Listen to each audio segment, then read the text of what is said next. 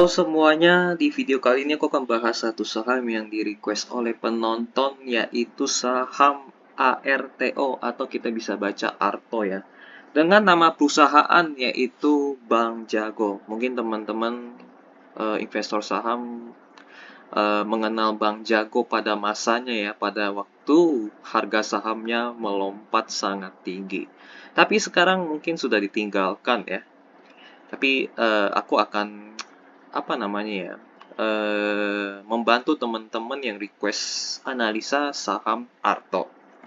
Oke, ini kita bisa lihat profil dari Bank Jago ya. Dari Bank Jago ini di websitenya yaitu di jago.com. Di jago.com ini kita bisa ngecek produknya mereka, profilnya mereka, dan lain-lain. Ini lengkap banget. Jadi kalau aku biasa analisa saham ya aku analisa perusahaan ya, profilnya. Di sini di perusahaan ya, di halaman perusahaan kalian bisa lihat laporan keuangan. Kita buka dulu deh. Nah, ini laporan keuangan. Dan kalian bisa juga lihat laporan tahunan. Pokoknya di sini semua lengkap. Bahkan laporan tahunan ini itu dari tahun 2008. Ya, ini lengkap banget di sini. Jadi kalian ngeliat sendiri aja ya. Kalau aku jelasin lengkap, ini waktunya nggak cukup kelamaan. Jadi aku akan kasih lihat websitenya aja di jago.com. Kalian lihat sendiri ya. Oke, kita lihat profil singkatnya mereka di halaman websitenya idx.co.id. Di sini kita bisa lihat profilnya mereka. Ini ada nama PT Bank Jago dengan kode saham ARTO atau ARTO ya. Dan mereka listing di 2016. Listingnya itu bukan pakai nama Bank Jago, tapi pakai nama bank sebelumnya yaitu Bank Arto, Artos Indonesia kalau nggak salah ya. Kalau nggak salah inget. Jadi Bank Jago itu masuk di tahun 2020. Ganti pengendali ya, ganti pengendali berubah nama. Gitu. Oke, mereka bergerak di industri bank, lebih tepatnya bank digital ya, yang Bank Jago ini. Tapi kalau yang bank sebelumnya itu bank konvensional. Ini jajaran direksi dan komisaris. Kalian wajib cari tahu nama-nama mereka. Siapa tahu ada rekam jejak yang buruk di masa lalu. Kalau ada rekam jejak yang buruk, kalian harus hati-hati. Jangan-jangan mereka akan menggoreng saham dan kalian kena rampok pada saat mereka menggoreng saham. Ini wajib cari satu-satu nih nama mereka di Google ya. Ketik aja nama mereka, spasi, kasus, atau skandal. Kalau ketemu berarti harus hati-hati, kalau tidak ada berarti aman. Ini dari komisaris sampai direksi ya. Oke, kita masuk ke bagian pemegang saham. Nah, di sini kalian juga harus cari tahu. Di sini ada pengendali Metamorfosis Ekosistem Indonesia, orang di belakangnya siapa. PT Dompet Karya Anak Bangsa di belakangnya siapa. GIC Private Limited, ini siapa. Will Track Technology Limited, belakangnya siapa. Cari orangnya siapa, pengendalinya siapa, pengendali perusahaannya siapa gitu. Nah, kalau sudah ketemu, sama seperti yang di atas, ketik nama orang tersebut, spasi kasus. Kalau ada rekam jejak yang buruk, harus hati-hati. Ini kayaknya aku kenal nih nama PT Dompet Karya Anak Bangsa ya. Mungkin PT Dompet Karya Anak Bangsa ini PT dari Bank Jago kah? Oh bukan ya, PT Bank Jago ya, ya namanya PT Bank Jago. Kayaknya ini pernah dengar ya. Mungkin teman-teman yang pernah dengar boleh komen di YouTube, di kolom komentar ya. Oke, secara komposisi pemegang saham, masyarakat umumnya di bawah 30% cukup ideal ya. Yang penting ini masyarakat umumnya jangan terlalu banyak, jangan melebih dari 30% karena nggak bagus kalau kebanyakan di pasaran. Kalau kebanyakan di pasaran itu artinya sahamnya susah naik kalau dimiliki retail lumayan banyak. Nah, ini aku nggak tahu nih pengendalinya apakah satu orang atau 4 pihak. Kalau 4 pihak mereka buat keputusannya susah karena harus berantem dulu baru keputusannya jadi. Tapi kalau pengendalinya satu pihak aja, itu buat keputusannya sangat cepat. Itu aja sih kendalanya ya. Oke, kita lihat laporan keuangan kuartal 1 yang terbaru ya di tahun 2023. Nah, ini asetnya mereka cukup banyak, nanti kalian bisa hitung sendiri dan kita mau cari tahu simpanan nasabah itu berapa banyak. kita lihatnya bukan di bagian aset, tapi lihatnya di bagian liabilitas ya. Nah, ini ada simpanan di sini. Simpanan, jadi simpanan nasabah itu akan dicatat sebagai utang. Jadi bank berutang kepada nasabah gitu. Oke, di simpanan gironya itu 2,9 T, tabungan ada 2,9 T, jadi total 5,7 ya. 5,9, sorry, 5,9 T. Deposito berjangka 2,8, jadi total 8,7 T. Dan kita akan cari tahu utang mereka di luar utang nasabah, artinya utang operasional ya, kita sebutnya ya. Nah, di sini ketemu jumlah liabilitas atau total utang mereka 9,1 dikurangin simpanan nasabah yang sebesar 8,7 T. Jadi sisa kisaran antara kurang lebih 400 miliar ya. Nah, itu utang operasional mereka 400 miliar. Kita lihat aset mereka. Apakah sanggup? Tentu saja sanggup ya. Karena di sini ada giro pada Bank Indonesia 800 miliar. Jadi secara utang mereka aman. Oke, kita masuk langsung ke bagian perbandingan ekuitas dengan liabilitas. Oke lah ya, cukup baik.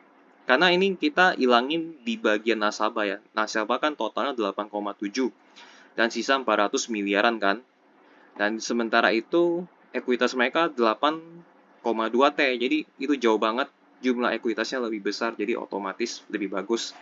Kenapa harus lebih besar? Karena kalau perusahaan mendapatkan keuntungan, investor akan dapat lebih banyak. Tapi kalau misalnya liabilitasnya lebih besar, jadi investor dapat lebih sedikit, pemberi utang yang dapat lebih banyak. Tapi kan ini kita dipotong simpanan nasabah ya, dipotong simpanan nasabah berarti utangnya hanya 400 miliar. Oke, jadi ini komposisi perbandingan ekuitas dan liabilitas cukup positif. Kita lihat di kinerja laporan laba rugi ya. Nah, ini kinerja laporan laba rugi mereka.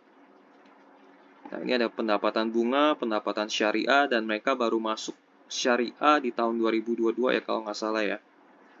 Ada beban bunga dan lain-lain. Pendapatan bunga dan syariah bersih itu naik ya, dari 316 naik ke 422 miliar. Dipotong berbagai biaya, dapat di sini laba bersih tahun berjalannya mereka turun 18,9 miliar, turun ke 17,5 miliar. Turunnya lumayan banyak ya. Ini karena ada beban yang naik di sini. Beban penyisihan penurunan nilai, beban umum dan administrasi juga naik, beban personalia juga naik, beban lainnya juga naik. Jadi akhirnya menggerus laba bersih mereka. Yang menarik, kita akan catat di bagian laba per sahamnya mereka hanya 1,2 rupiah per lembar. Ya, ini kita catat dulu. Ini jadi kalau misalnya ini dibagi lembar saham beredar ya, ini kan laba bersih tahun berjalannya 17 miliar. 17,5 miliar dibagi total jumlah lembar saham beredar, dapatnya segini. Dapatnya 1,26 rupiah per lembar. 1,2 rupiah per lembar. Itu kita simpan dulu buat nanti. Kita lihat bagian arus kas positif ya, operasional. Oke, berarti. Jadi overall kinerja mereka secara omset bagus naik, tapi masalahnya beban mereka naik, akhirnya laba bersih mereka berkurang, itu aja. Dan kita akan masuk ke bagian kinerja tahunan mereka. Sebenarnya Bank Artos ini ya, Bank Artos Indonesia sudah lama dari tahun 2009 dan IPO di tahun 2016. Dan kinerja mereka itu nggak bagus ya. Mereka sempat mengalami kerugian bertahun-tahun. Arus kas mereka juga negatif. Mereka tetap menghasilkan bunga, cuman mereka mengalami kerugian. Lalu diambil alih oleh pihak lainnya dan mengubah namanya menjadi Bank Jago. Nah, di sini ada suntikan dana, right issue ya mereka ya, right issue, dan ekuitas mereka bertambah dari right issue dari 1,2 T menjadi 8,2 T hasil dari right issue. Ya, di sini mereka mulai omsetnya bertambah di sini dan menghasilkan laba bersih. Sayangnya laba bersih mereka turun ya dari 2021 ke 2022 karena ada beban biaya yang naik. Berarti artinya mereka kurang efisien sepertinya. Si arus kas mereka positif dan kuartal 1 mereka juga turun di laba bersihnya. Dan yang menariknya lagi, laba bersih tahun 2023 dan 2022, satu tahun ini, laba bersih satu tahun loh ini. Tapi hampir sama dengan kuartal 1 2023. Berarti di tahun 2022 ini ada yang negatif di bagian satu kuartalnya, itu kuartal 4. Mereka mengalami kerugian. Dan mengakibatkan laba bersihnya hampir sama dengan satu kuartal 2023. Jadi secara keseluruhan kinerja pertumbuhannya kurang menarik. Karena mereka mengalami kerugian di kuartal 4 sehingga kinerja 2022 kalah dengan 2021 yang omsetnya justru lebih kecil. Dan kuartal 1 2023 pun turun di kuartal 1-nya. Jadi Bank Jago ini kurang menarik ya secara pertumbuhan. Lalu apalagi ya, udah itu aja sih. Ada beban yang naik juga di tahun 2023. Jadi nggak tahu bebannya naik di karyawan atau gimana ya. Kalian bisa ngecek sendiri dengan lihat notes di bagian kiri ya. Itu pasti karyawan sih, karena ada personalia kan. Mana tuh tadi? Ya, ini dia. Ya, ini ada personalia naik, umum dan administrasi naik, dan lain-lain. Jadi artinya mereka boros, intinya gitu. Sederhananya mereka boros. Oke ya, boros lah istilahnya ya. Boros, kurang efisien. Oke. Next, kita masuk ke valuasi ya. Nah, ini di harga 2180 menghasilkan PE ratio 431 kali. Normalnya PE ratio itu ya, normalnya itu kalau versi Rudy itu 15 kali. Kalau VBPR normalnya 2 kali. Dan ini semuanya sudah di atas normal. Dan PE ratio itu artinya berapa lama balik modal atau berapa tahun balik modal di PE ratio ya. Jadi artinya kalau di sini angkanya 431 kali, artinya membutuhkan 431 tahun untuk balik modal kalau kalian beli di harga 2180. Artinya gini, yang tadi kita lihat ya di EPS tadi yang tadi 1,2. Mana yang tadi 1,2? EPS. Nah, ini dia. Artinya untuk mencapai harga 2000 ya, balik modal ke harga 2000, artinya ini pendapatan satu tahunnya ini kan satu kuartal nih. Satu kuartal kan 1,26. Jadi kalau satu tahun itu EPS per tahunnya, EPS tahunannya ya, tahunannya itu jadinya 5,04 lah ya, sekitar gitu. Kalau ini disetahunkan ya, ini kan satu kuartal kan, satu kuartal 3 bulan, berarti harus dikali 4. Dapatnya EPS-nya itu, EPS tahunannya 5 rupiah ya, 5 rupiah per lembar. Sementara untuk dari 5 rupiah menuju ke 2000 itu membutuhkan 431 kali atau 431 tahun. Jadi kalian beli di harga 2180, sementara itu pertambahan rupiah per lembarnya itu hanya 5 rupiah per tahun. Jadi balik modalnya 400 tahun. 400 tahun lebih. Nah, ini yang dimaksud dengan PE ratio. Dan mengerti kan? Jadi ini sangat sangat sangat mahal sekali. Jadi ini valuasinya sangat mahal sekali. Meskipun mereka sudah drop dari harga puluhan ribu dan di angka 2180, ini tetap mahal.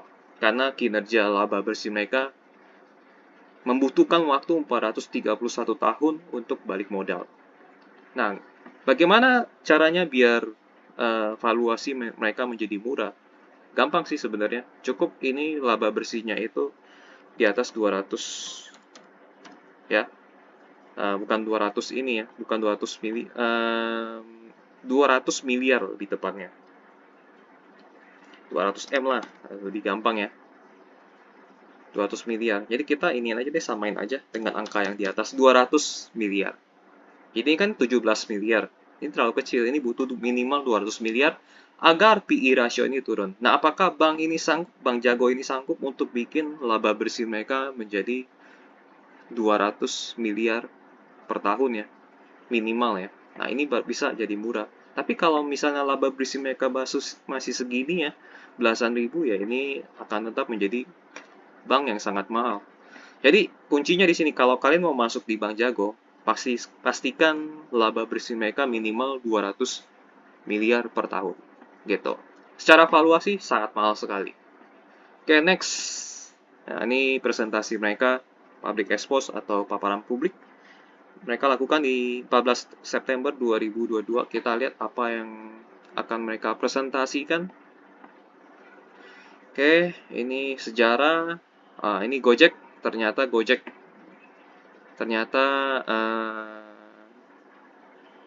PT Dompet Karya Anak Bangsa ini adalah si Gojek ya. Gojek menjadi investor strategis di Desember 2020. Pantas aja sempet pernah dengar namanya gitu kan ya. Oke, total aset, ekuitas, kapitalisasi nggak penting. Oke, nah ini jajaran komisarisnya. Kalian wajib cari tahu juga direksi ya. Cari tahu di Google apakah punya rekam jejak yang buruk atau tidak. Kalau tidak ada berarti aman. Dan mereka melakukan right issue 2 kali ya. Tertanam di dalam ekosistem digital UMKM dan mass market. Nah, ini partnernya mereka ya. Kayak GoPay, GoPayLater, Gobis, Gojek, Tokopedia, GoFood, ya mereka ini sih ada afiliasi dengan Gojek. Fitur aplikasi Jago. Ini dia. Jago Syariah Apps. Aplikasi Jago sudah melayani merchant usaha. Oh, ini bisnis-bisnisnya mereka ya. Kerjasama juga ya. Menjaga momentum pertumbuhan kesinambungan. Oke, neraca kita lewatin, laba rugi lewatin, rasio-rasio lewatin. Nah, ini dia. Yang mungkin yang kalian harus perhatikan informasi yang positif ya ini. Mereka kerjasama dengan Goto ya. Ada kerjasama dengan Aman Syariah, dengan Bibit, Indo Premier, Jumega, Stockbits, dan lain-lainnya. Kerjasamanya itu namanya bukan nama yang kecil, ini nama-nama besar. Jadi ini positifnya mereka dah. Itu aja presentasi mereka. Paling informasi yang bagus hanya ini aja sih, partner yang mereka nama-nama besar, jadi aman. Itu aja sih, sisanya nggak ada. Karena sisanya sama seperti bank-bank umumnya, hanya mereka versi digitalnya aja. Dan mereka ada kerjasama dengan pihak-pihak yang lumayan besar. Oke, kita langsung ke sesi tanya jawab. Setelah mereka presentasi ada sesi tanya jawab. Nah, ini ada tanya jawabnya terkait dengan kondisi ekonomi ya. Apa yang dilakukan manajemen untuk menangani resiko kredit? Berapa kontribusi dari bisnis syariah terhadap bisnis bank saat ini? Gampang sih lihatnya di sini aja laporan keuangan kontribusinya. Ini orangnya sepertinya malas baca. Nah, ini kontribusinya di segini. Jadi tetap lebih besar pendapatan bank konvensional ini ya. Pendapatan bunga konvensionalnya 372, syariahnya 114. Jadi nanti nggak usah kita baca jawabannya. Bagaimana cara manajemen melakukan efisiensi operasional dan apakah inisiatif yang dilakukan untuk hal tersebut? Dari kinerja, sebelum-sebelumnya tetap boros. Jadi nggak perlu baca. Karena kalau baca jawaban mereka biasanya speak halus ya, atau speak indah. Jadi segala sesuatu diperindah. Oke, kita langsung aja baca jawabannya. Kami mencermati bahwa perubahan kondisi makroekonomi, kenaikan inflasi, dan lain-lain pasti akan ada dampaknya terhadap kualitas portfolio kredit di masa depan, tapi kami melakukan proses yang sangat prudent. Oke, kami juga melakukan simulasi sensitivity terhadap beberapa skenario jika kondisi menjadi lebih buruk. Ini kan pertanyaan di waktu September ya, September 2022.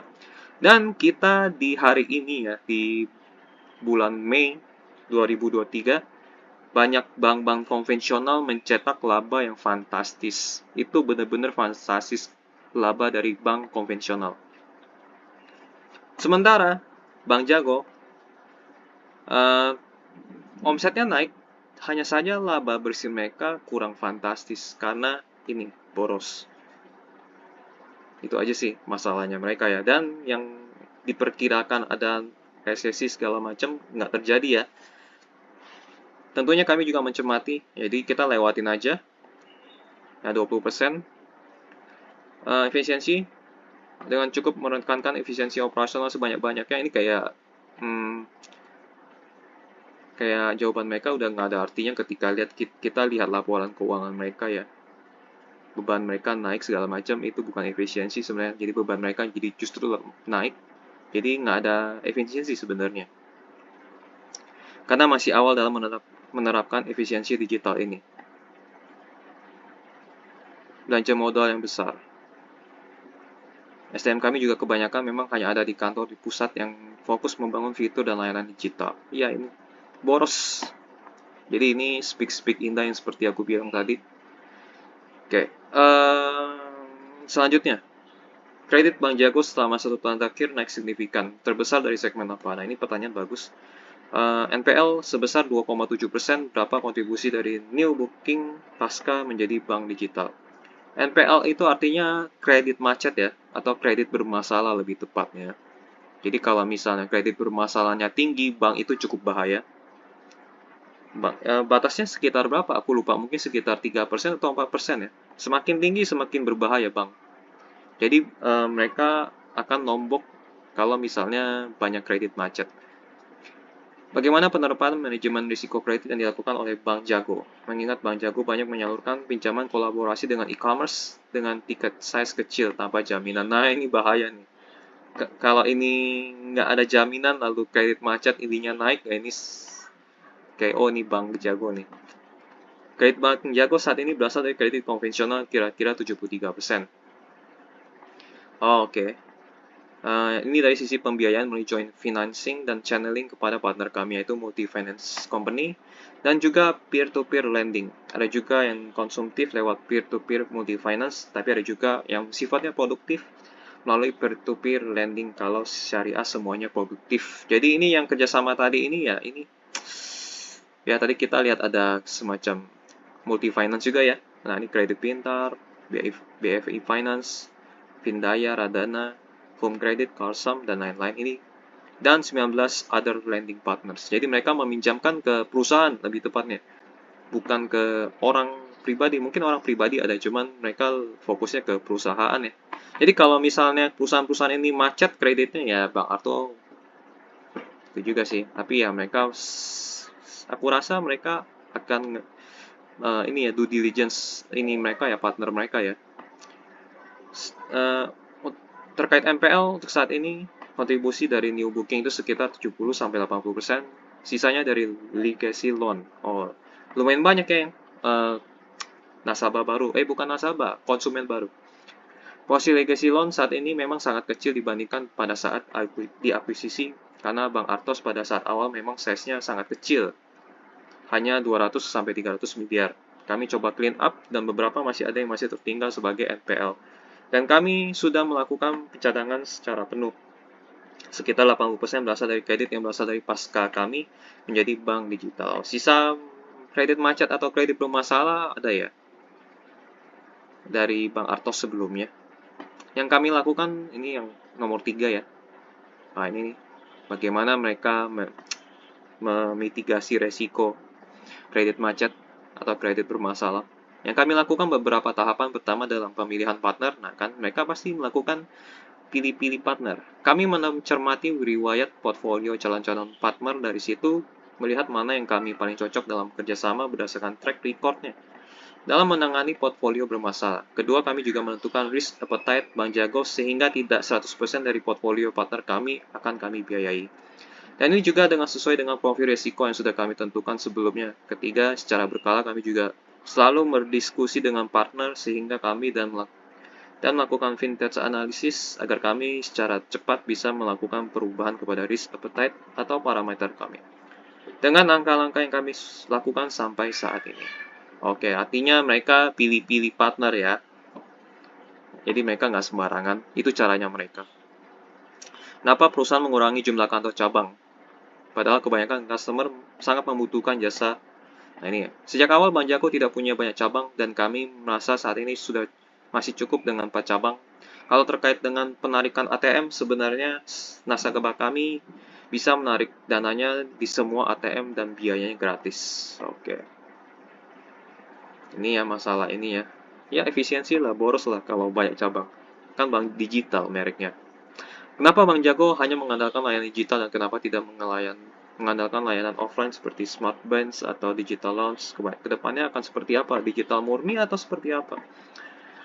Kami sebagai bank digital mengikuti tren yang ada di masyarakat. Pandemi mempengaruhi mobilitas, termasuk menjadi jarang ke cabang. Jadi mereka manfaatkan lah ya. Kami melihat bahwa cabang-cabang kami pun jumlah nasabah yang datang sangat sedikit sekali.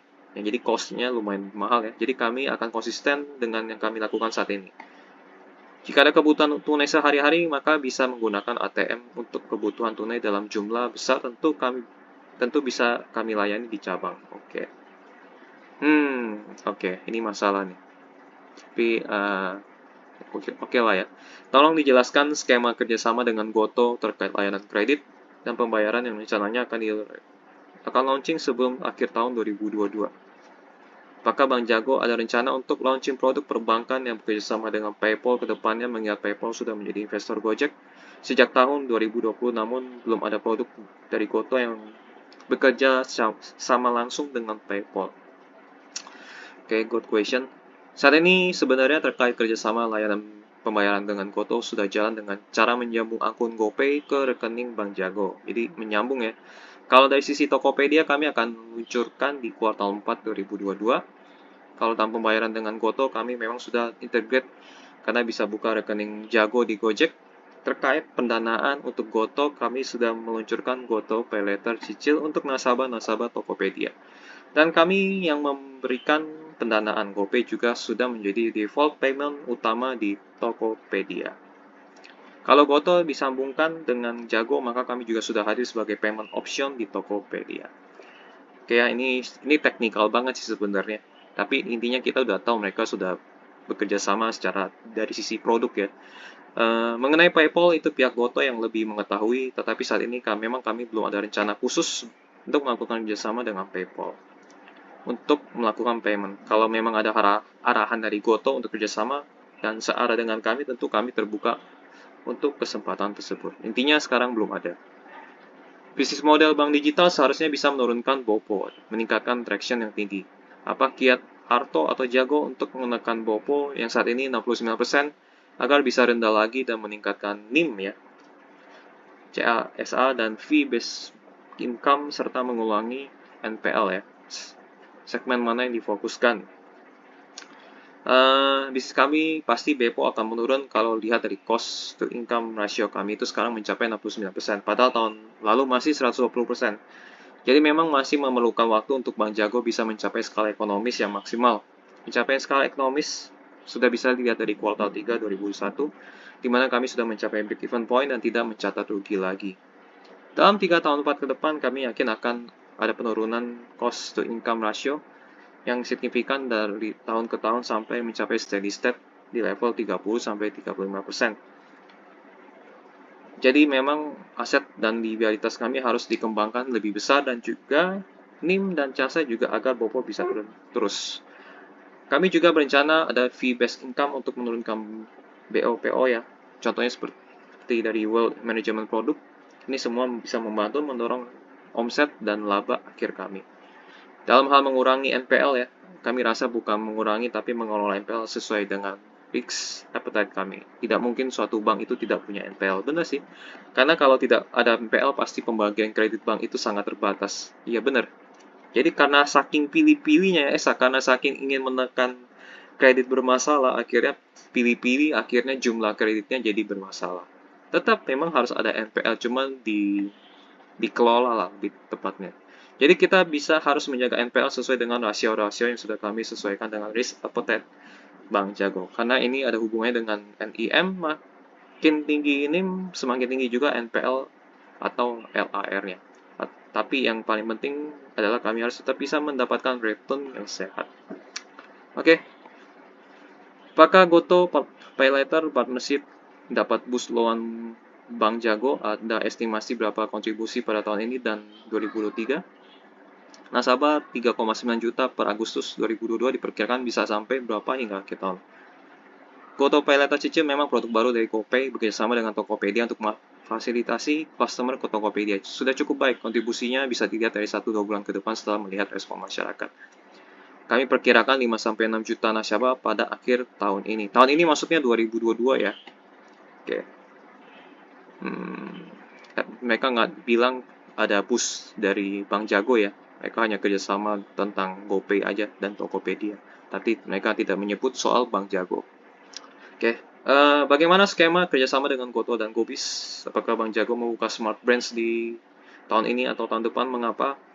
Bagaimana upaya Bank Jago untuk meningkatkan inklusi keuangan Indonesia? Hingga saat ini berapa banyak kantor cabang? Bagaimana proyeksi pertumbuhan laba dan NPL? Tadi beberapa pertanyaan sudah dijawab, mungkin yang sudah dijawab kita lewatin. Bekerjasama dengan fitur Gobis Merchant App, ada banyak sekali ya. Memudahkan merchant Gobis, pertama settlement merchant GoFood bisa dilakukan di hari yang sama. Kedua, interest yang berbeda. Ketiga, bisa bertransaksi untuk transfer tanpa biaya. Dengan demikian, sebagai merchant Gobis bisa mendapat keuntungan seperti itu. Oke. Saat ini kami mereka belum memiliki untuk smart branch ya. Untuk inklusi keuangan, mereka bekerjasama dengan partner yang sekarang fokus pada segmen prasejarta produktif. Saat ini pun kami masuk ke segmen financial inclusion dan cukup banyak nasabah kami di sana. Kami juga memberikan layanan syariah di sana. Kantor cabang kami ada 4. Oke ya. Mereka nggak ini ya, cabang ya. MPL juga udah dijawab. Di tengah kenaikan suku bunga ya, dan kenaikan harga BBM. Apakah Bank Jago bakal merevisi target pertumbuhan kredit? Harusnya enggak ya. Kami melakukan revisi LPB pada Juni kemarin, tapi tidak banyak perubahannya. Kami ini sejalan pertumbuhan. Oke, nggak masalah sih. Lewatin aja. Layanan digital apa saja yang dikembangkan? Ini soal produk kita lewatin aja ya. Bagaimana strategi Bank Jago mencapai target nasabah 6 juta? Apakah memperluas ekosistem lagi? Nah, ini benar pertanyaannya. Dibanding yang soal produk tadi. Strategi kami ini grow nasabah tanpa adanya tambahan inisiatif. Pun kami optimis bisa sampai target. Oke, mereka optimis. Oke, itu aja. Menariknya, informasi yang menarik ya mereka kerjasama dengan Goto ya, Goto. Itu aja sih. Dari informasi tanya jawab yang paling penting mereka bekerja sama dengan Goto dan beberapa partner. Dan mereka bisa jaga NPL mereka dinilai itu NPL-nya di kisaran 2,7 ya tadi kita lihat ya. Itu aja paling. Itu bagus artinya kinerjanya mereka. Bisa jaga kredit bermasalahnya di level 2,7%. Nah, ini di bagian sejarah harga saham mereka. Yang sempat tadi aku bilang mereka harga sebelumnya itu di kisaran 6. Ini sebelum stock split ya. Ini sesudah stock split, sorry. Ini sesudah stock split. Jadi sesudah stock split ini harga mereka ya di bawah 100 lah ya. Tiba-tiba harga sahamnya terbang sampai belasan ribu. Dan karena valuasinya PE ratio mereka cukup tinggi, ini sampai 400 tahun balik modalnya ya. Akhirnya market menghukum harga saham yang ketinggian atau kemahalan super mahal sekali ini jatuh ke 2000. Dan di posisi 2180 pun masih sangat mahal sekali. Dengan kinerja yang laba bersih hanya belasan ribu. Sebenarnya 2021 puluhan ribu ya, tapi ini jatuh ke belasan ribu.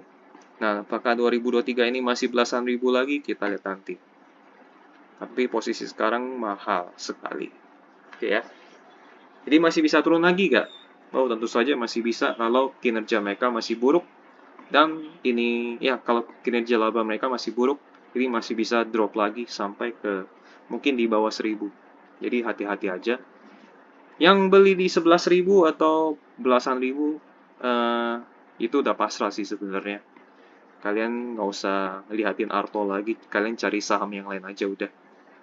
Dan jangan berharap masuk di harga sekarang karena masih mahal. Oke, mereka nggak pernah bagi dividen ya by the way ya. Dan ini berita-berita tentang Bank Jago atau saham Arto. Kalian cek aja di kontan.co.id, ketik Bank Jago atau kode sahamnya Arto. Nah, Bank Jago akan ganti nakoda, artinya ganti dirut ya. Direktur utama mereka mau ganti. Ekspansi kredit lonjak, LDR Bank Jago mencapai level 117%. Oke. Nanti kalian baca sendiri nih. Ini simak promo nonton di CGV, ada pakai Bang Jago dan lain-lain. Oke, langsung aja masuk kesimpulan. Prospek menarik ya. Kalau buka bank di Indonesia itu menarik. Menarik karena masih banyak nasabah yang bisa ditarik. Tadi kan jumlah nasabah mereka cuma 6 juta, 5 juta ya, padahal penduduk Indonesia itu 200 juta jiwa. Jadi masih banyak nasabah yang bisa ditarik. Namun tantangannya adalah bersaing dengan bank lain. Ya, mereka harus berantem dengan bank konvensional, mereka harus berantem dengan bank digital lainnya. Jadi intinya mereka rebutan. Itu permasalahannya. Tantangannya sangat rumit dan sulit. Secara keuangan, tadi lumayan sehat ya. Sehat karena uang right issue masih banyak. Atau uang cash ya. Pertumbuhan kinerja omset tidak bertumbuh ya. Tidak bertumbuh atau jalan di tempat.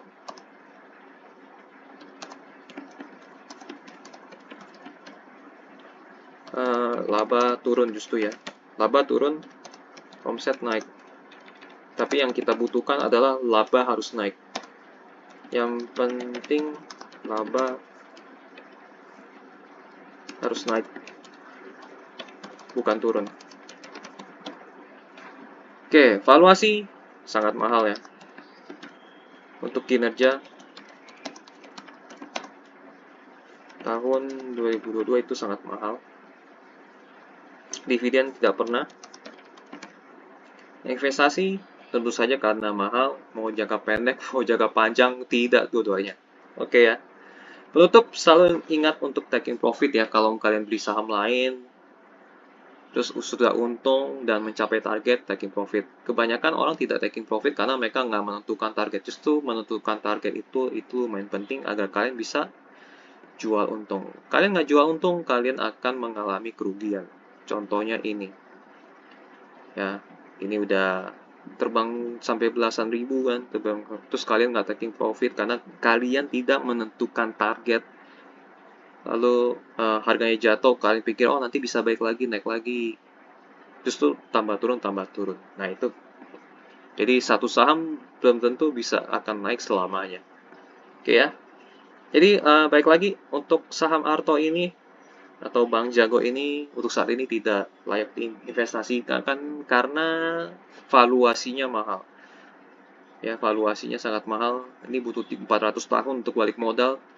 Kapan mau masuk? Ya, tunggu PE rasionya turun sampai ke angka normal ini. PVBR minimal 2 kali atau PE ratio minimal 15 kali. Sampai turun ke angka ini baru kalian boleh masuk. Tapi kalau untuk saat ini jangan. Gitu aja sih. Nah, gitu aja. Kalau misalnya ada informasi yang salah, ada informasi yang kurang, kalian boleh tambahkan atau koreksi di kolom komentar. Mau request saham lainnya, kalian juga boleh tulis di kolom komentar. Sampai jumpa di video analisa lainnya. Bye-bye.